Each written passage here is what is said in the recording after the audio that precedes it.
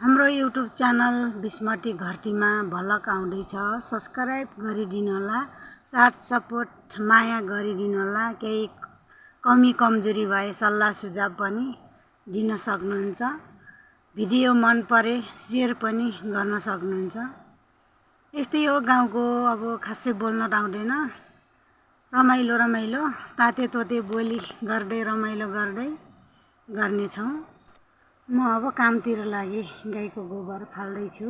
अब गाउँघरमा बसेपछि फाल्नु पर्यो, के गर्ने, नगरेर नहुने। गाउँघरमा बसेपछि गाई गोरुलाई हिलामा डुबाएर बसालौँ भने नहुने। आफूले जस्तो फोहोर लाग्छ, घिन लाग्छ, त्यस्तै लाग्दो उनीहरूलाई नि। त्यही भएर म मल फाल्दैछु।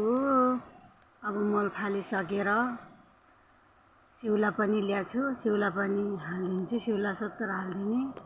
त्यसपछि कति मजाले गमक्क बस्छन् कि उनलाई पनि आनन्द आउँछ होला नि सायदमा। त्यही भएर म चाहिँ मल फाल्दैछु। अब गाउँघरमा यस्तै हो, नगरी नहुने। नगरौँ भने अब लाज हुन्छ, बुहारी मान्छे। त्यही भएर मल फाल्ने। दुःख सुख त भइहाल्छ गाउँघरमा। दुःख भयो भनेर के गर्ने, कसले पो सुखमा लाग्छ र हैन र। ल मल फालेर सिद्धियो। अब सिउला 70 हाल्दैछु।